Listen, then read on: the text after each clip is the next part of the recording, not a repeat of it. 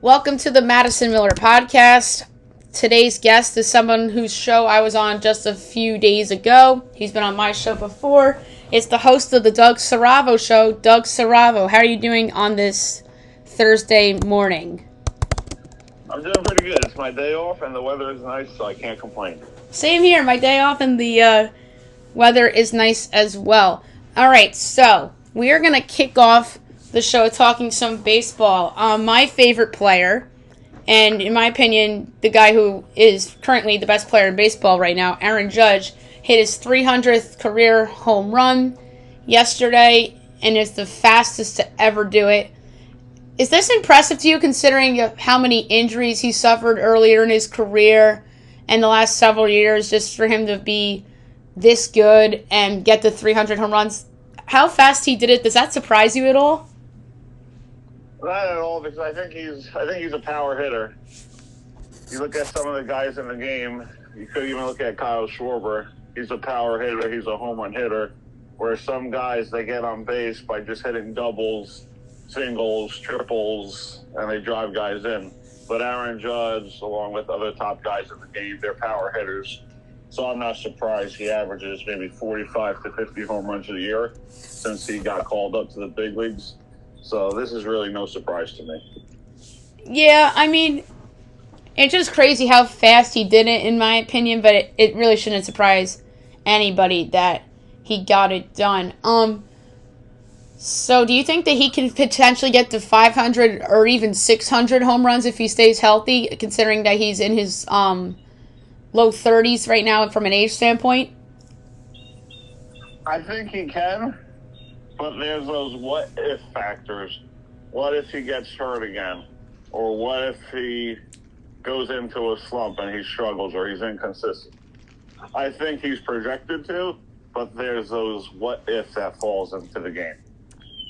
I don't disagree with you with that, but that was quite impressive how it happened too, because did you watch the game how Soto got intentionally walked so they can pitch to Judge, which I thought was ridiculous by the White Sox intern manager Grady Sizemore, and then Judge made him pay, and then the Yankees got the 10-2 victory yesterday. So on your show we talked a little bit about baseball and the AL East and whatnot. And also on your show we did some futures, but for football. I want to give you some baseball World Series futures, and I want to do what we did on your show, like the safe bet and the risky bet. So where things stand right now, the Dodgers are 3-1 favorites to win the World Series. The Phillies are 5-1. The Yankees are plus 550. Baltimore 7-1. This is courtesy of FanDuel, by the way. The Houston Astros are 12-1. Cleveland's 15. So are the Braves. 17-1. The Twins. The Padres are 19. The D-backs are 22-1. And then the Brewers are 25-1. Then it drops a little bit. Who do you think is the safe bet right now? I think my safe bet would be, I'm going to stick with the Philadelphia Phillies just because they have the experience. They've been there before. They want to get back there. They want to finish the job. They have a lot of unfinished business. So I think the safe bet would be the Philadelphia Phillies. I agree 100%. I think they've been the best team in baseball all season long, and they're just in a slide. They're just in a little slide right now, like how the Yankees had a little slide. So that's where the Phillies are right now. But I still think that the Phillies are the team to beat when it's all said and done. Do you like any of these long shots, by the way, that I'm going to toss at you? Seattle 32-1, KC 41-1, Boston 55-1, and the New York Mets potentially at 95-1. Do any of those weird long shots stand out? Because I think that the Royals jump out a little bit, right? I think the Royals do jump out, but I'm going to go with the team. And I remember saying this on my show. I got to find the clip so I could prove my boys wrong when it happens. But I remember saying that the Arizona Diamondbacks, and this was like in March or April, I think the Arizona Diamondbacks also is another team that has unfinished business to do. And I think they have what it takes to get back to the World Series. They're getting hot at the right time. So I think if we're going to go with a long shot, I think we're going to go with the Arizona Diamondbacks to get back there. That's 22-1, by the way. That's actually pretty good. So we're going to go with the Diamondbacks. Yeah, that's not bad. I like the Padres at 19-1. They've just been on an absolute tear. I hyped them up on your show when I was on the show a few days ago. They're on fire. Them and the Diamondbacks both. And they're both within striking distance of the Dodgers. I want to pull up really quickly the National League West odds. So the Dodgers are minus 420, Padres plus 550, D-backs plus 750. Do you think it's worth even a sprinkle on plus 550 or even plus 750 for San Diego or Arizona to potentially steal that division? Well, I think the Arizona Diamondbacks will win that division. Wow. Plus 750. That's a good prediction. I love it. Plus 750 right now, and they're 3 back in the loss column of the Dodgers, who lost last night to Milwaukee? Yeah, I like that bet.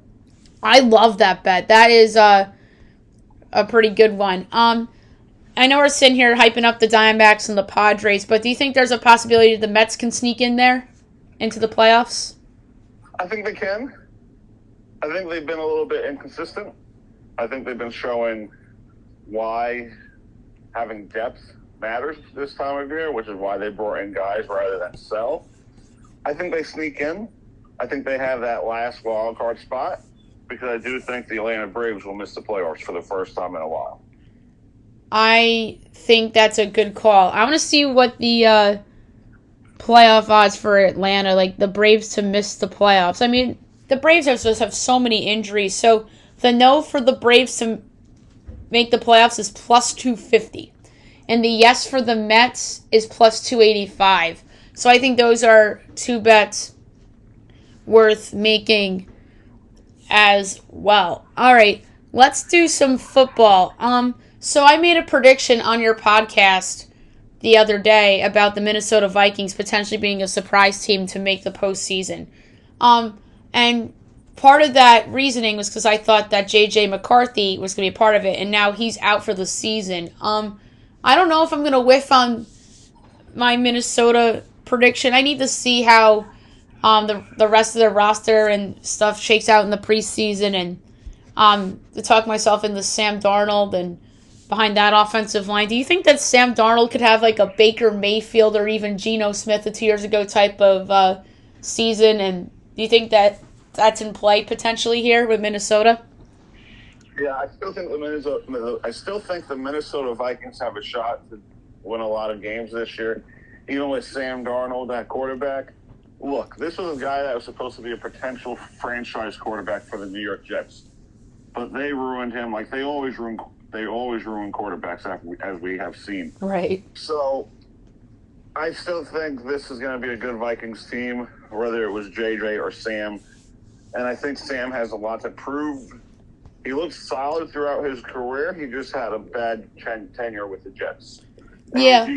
I do think the Vikings still have a great team around him to do good things. So I still see the Vikings surprising people.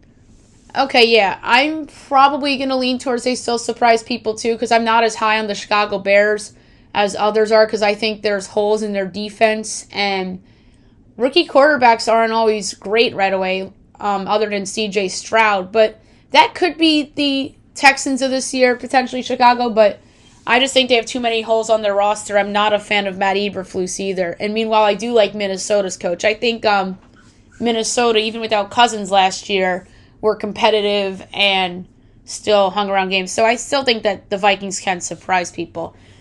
All right, so we did Super Bowl futures on your show last week, ones that I liked. I want to see which ones you like. I'm going to read off the odds again just in case these have changed. Oh, some of them have changed. KC was the favorite when I was on your show. Now it's even with San Francisco. They're each 6-1. Baltimore's 10, Detroit's 12-1, Philly's 13-1, the Texans, Bengals, and Bills are 15-1. The Cowboys and the Jets and the Packers are 18-1.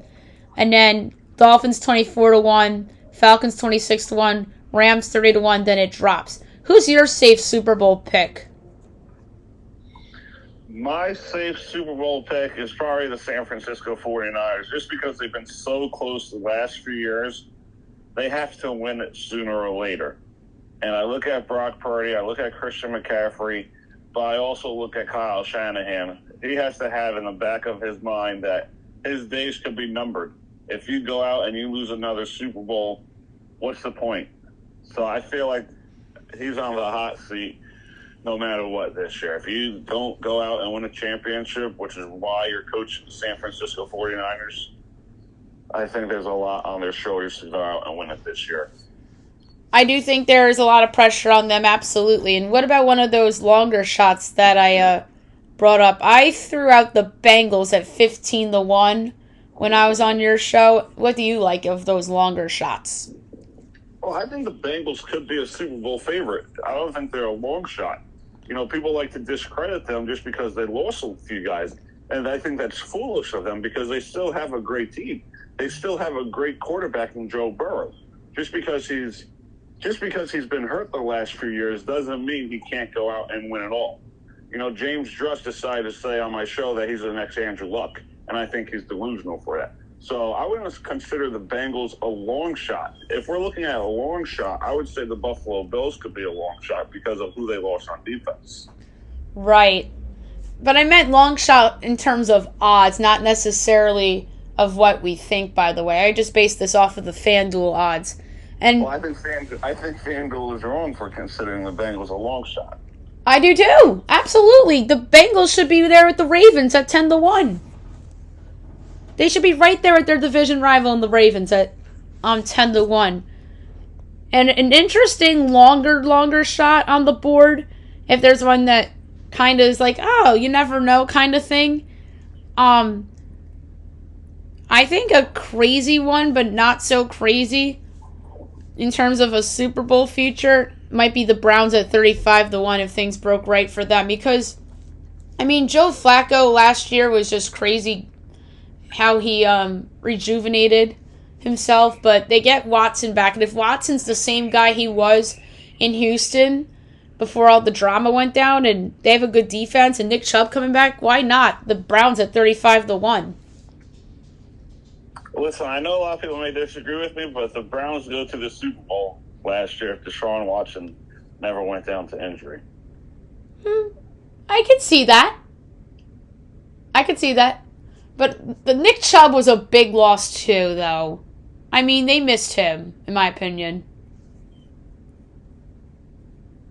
Yeah, you could have a good running game too, but I think compare a 38, 39-year-old Flacco to a young Deshaun Watson makes a difference. I agree, though. It wasn't just Watson, in my opinion. I think a lot of things cost the Browns last year. It wasn't just that. I mean, and even a longer shot. I mean, what if Justin Fields beats out Russell Wilson in Pittsburgh? And what if the Steelers are good? Mike Tomlin's a really good coach to this day. 50-1 the Steelers are sitting there. I think Justin Fields has the job. I don't see them giving it to Russell Wilson. I hope they give it to Justin Fields. I mean, I just don't like watching Russell Wilson. I mean, he could end up surprising people and turning back the clock a little bit, but I think Justin Fields could get that job, absolutely. So I think 50-1 for the Steelers is worth a shot. Chargers 40-1, I don't see it. To me, they have too many holes on defense. A team I just mentioned earlier, what if the Rams stay healthy? They're 30-1, but I think they're going to miss Aaron Donald too much. Yeah, I think that's going to be a big question mark for them. I think they have the offense, but their defense steps up. I think it's going to be a long year. Yeah, that's my issue with them. I think that they're, it's because of Aaron Donald. I think they're going to miss him big time. I think the two biggest losses of teams in the offseason, him and then Saquon with the Giants. I mean, there could be a couple other that I'm not thinking of. Oh, Christian Wilkins, Dolphins is another one that jumps out to me as a big loss for a team. So those are the three that jump out right now. Oh, and Cousins in Minnesota in theory because JJ getting hurt and whatnot. But you could even make a case for that as well. But at least for this year, in a weird way, Cousins in Minnesota, only because of JJ getting hurt. But like that's kind of like a weird one. But there's a couple ones that stand out to me as guys that teams have lost. Who's a team that you think could surprise in the NFL this season? I threw out the Vikings on your show, and then we talked about potentially the Giants. But who's someone that could surprise in either conference?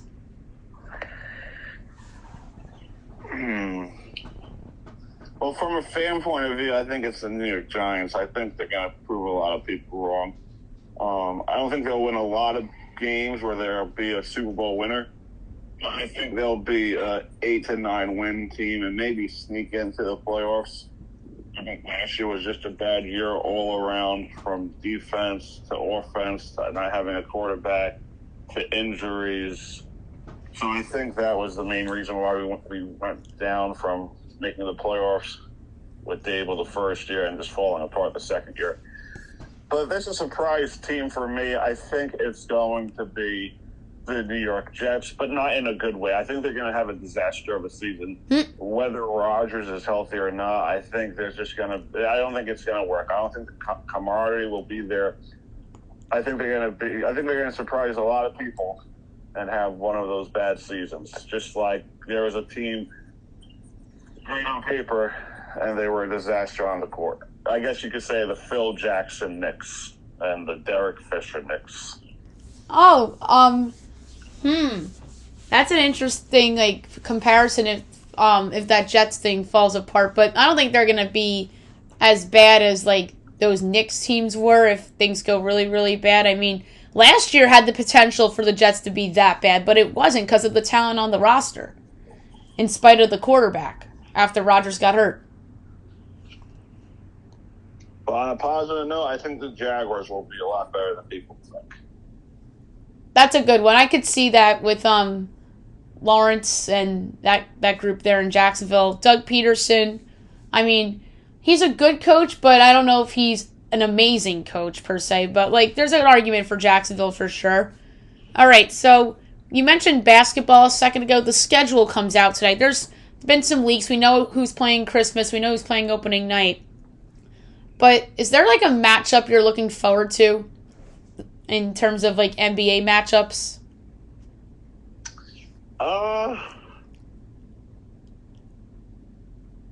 Not really. I just want to see how it works in Dallas with Kyrie, Luka, and Clay, because we saw 2 years ago or a year and a half ago when Kyrie went over there with Luka, there was no chemistry and the team fell apart and they missed the playoffs.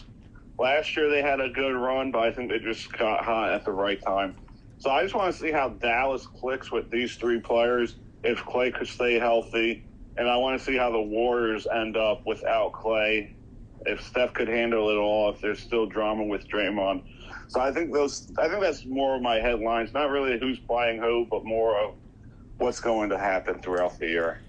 That's interesting, of course. I mean, it's one of the big subplots of the season. From a schedule standpoint, that game is already leaked because the in-season tournament games have been announced, and that's an in-season tournament game. Klay Thompson's return to Golden State is November 12th. In-season tournament game. I believe it's going to be on TNT.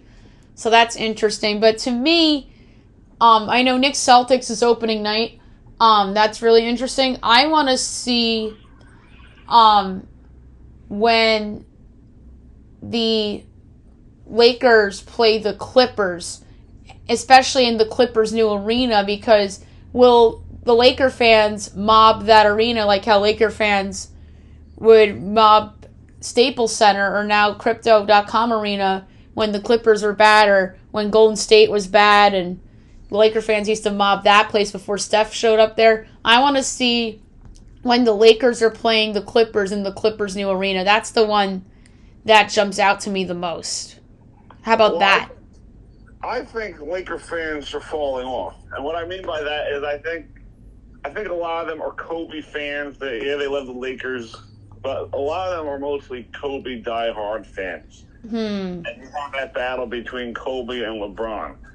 I don't think people care as much about the Lakers as they did in the Kobe days. Yeah, they're still a big market team. Yeah, they still draw crowds. But there's always going to be that hatred for LeBron James. A lot of people still dislike the fact that he's on the Lakers because a lot of people feel, at least from what I see, a lot of people feel like he tried to chase Kobe and try to be better than Kobe. LeBron has that ego that he's the best and no one's better than him. So I feel like a lot of people still love the Lakers, but a lot of people dislike LeBron James. Right. Like, I see where you're coming from, but yeah, I just would remember, even, like, post-Kobe era, like, the Laker fans would just hog arenas. Like, there's a year the Knicks were bad, and the Laker fans mobbed MSG, and it was embarrassing for me as a Knicks fan. And they would mob the Clippers arenas, like, in Clippers down years, even post-Kobe. So, like, in Sacramento's the other one. They used to mob that arena because of how bad the Kings used to be. So, yeah, that just jumps out to me. And then the other one is Knicks at Nets. When is Mikal Bridges returning to Brooklyn? And how's that reception going to be by the Nets fans? Let's be real. When it's a Nets game in Brooklyn, it's a Knicks home game. Yes.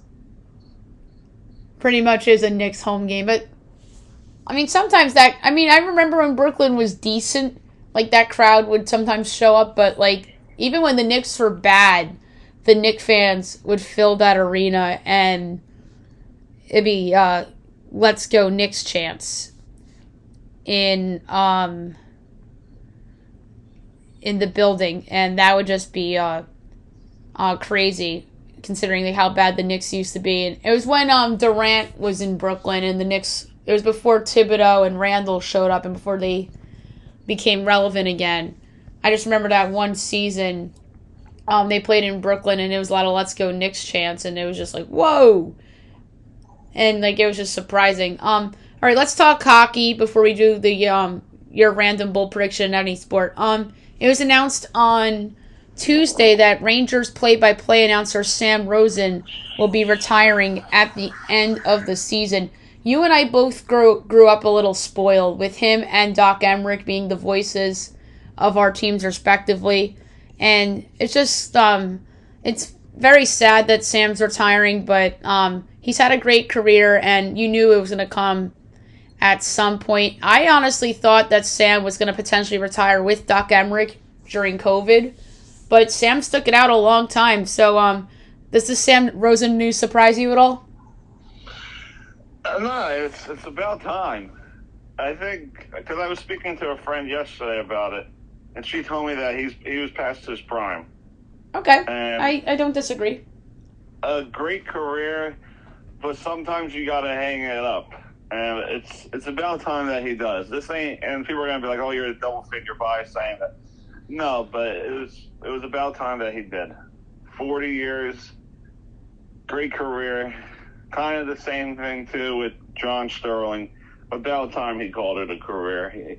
I think there was a highlight where Stanton hit a nice double, and Sterling thought it was a home run. Oh, I remember that. That was in the wild card game against the Red Sox 3 years ago. I'll never forget that. And I was just like, what? And it was so confusing. I just will never forget that. But yeah, Sam Rosen, great career, but I thought it was potentially time too. But like I said, I thought he was going to retire with his old colleague Doc Emmerich during the pandemic. And I have to be honest, I feel like Doc would still have it today. Yes, he would. And that's coming from a Rangers fan, but I always loved Doc growing up. And Doc was just the big game voice. Literally was my soundtrack to the Springs. Him and Mike Breen still has it, obviously, today in basketball. To me, Mike Breen's the GOAT right now. Him and Joe Buck are the GOATs of broadcasting right now. That Doc's retired, but I still think that Doc would have it today. Like, that's just my opinion. And I was talking to some Devil fan friends about Doc, too, and they agree that Doc would still have it as well. But, yeah, great career for Sam Rosen, and I think that a lot of teams are going to give him gifts and stuff throughout the season. And, the Rangers are going to honor him big time. Mm-hmm. All right, one more hockey question before your random bold prediction in any sport. Do you think the Devils have a realistic shot to win the Metro Division? Because I do. I'm not going to make that prediction right now because I want to see how training camp plays out and injuries and stuff, but I do think the Devils have a real shot to win the Metro Division. Well, I don't think they just have a real shot to win the Metropolitan Division, but I think they have a real shot to win the Stanley Cup. Oh, me too. People seem to forget. Last year was a terrible year. We were inconsistent within the goalies, inconsistent within the coaching staff, inconsistent with injuries. We would make sloppy plays, sloppy passes, and this was a team with a talented roster. And what I like to tell people all the time is that going from 23 to 24, Fitzy did not fill our needs in depth. We lost Miles Wood. We lost Severson. We lost Graves. We lost all these type of players. And Fitzgerald replaced them with scrubs. I'll say it. He replaced them with scrubs. AHL guys. Max Millman. There's a lot of guys I don't even know their name because of how bad they were at the NHL level. This year, what did he do? Brought back Thomas Tatar. He brought back Stefan Nason, who was a Devil. He brought in Brett Pesce, Brandon Dillon, got rid of Marino. So he brought in these guys to fill in our needs. Now we have a solid 4 lines. We have depth. We're not just relying on Nico. We're not just relying on Jack. We're not just relying on Luke. We have depth now that we were lacking in 23. We had it in 22. They left in 23, and we have it in 24. And people seem to forget we ran into a bad situation playing Carolina. They exposed that we didn't have physical. They exposed that we didn't have grit. I think we could have ended up making that conference final and maybe taking the Panthers to 6-7 games. The Panthers were going to win that series either way. But I think we're that close. We have the pieces in place. And people may say I'm delusional for saying that, but I truly believe this team is ready to win. I don't disagree. I watched a lot of Devils last year, and you hit it right on the head. You're not even 2 years removed from being in the second round and beating the Rangers in the first round, and you said it really well. The coaching staff didn't do its job last year. The goalies were inconsistent, and you guys improved on all areas in the offseason. I think it's you guys and my team, the top 2 in the division right now, and then Carolina is probably a distant third. I think Carolina's taken a big step back. Oh, yeah, and he brought in Sheldon Keefe as our head coach. So yes, that too. Sheldon Keefe's a good coach. So we have the pieces in place. Absolutely, yes. All right, before we go, one random bold prediction in any sport. I threw the curveball at you with the Minnesota Vikings, as we alluded to earlier when I made that prediction on your show, but that was before the J.J. McCarthy injury. So what is your random bold prediction in any sport right now? So this is what, Super Bowl 59? Coming up this year is Super Bowl 59. All right, so now I'm not making a prediction for this upcoming season because I could throw out anything. But because I like what they're doing with the defense, because I like who they drafted for a receiver, and because I think that they're going to build a foundation, the 20-year anniversary of Super Bowl 42, I think the New York Giants will win Super Bowl 62. Ooh! And that's my prediction. The New York Giants are Super Bowl 62 champions. So that's how many years from now? 1, 2, 3. 3 seasons from now. Probably with a different quarterback. Most likely with a different quarterback. Hopefully the same head coaches. I like Dayball. But I like it. Super Bowl 62. Mark it down. Super Bowl 62. And maybe over Drake May and the Patriots. Maybe. depending on how that team looks, that's going to be interesting. So that's a fun prediction. I'll mark that one down. That's crazy. If I were to give one this year, if there would be a surprise team, if he stays healthy, I think Anthony Richardson and the Colts could get to at least a conference champion appearance. I like that one. I like that one a lot because I like Anthony Richardson and I like Shane Steichen. That's another good call. I like that prediction a lot, like for this year. But the Giants Super Bowl 62 one doesn't seem far-fetched, in my opinion, unless if there's some injuries and like it all depends on the personnel too and whatnot. So it's hard to predict that far into advance, but I like the boldness. But that Colts prediction I like a lot for this year at least as well. So it was a pleasure to have you on today, and hopefully sooner rather than later I'll make an appearance on the Doug Siravo Show. Thank you, Madison. It's been a pleasure having me. Thank you.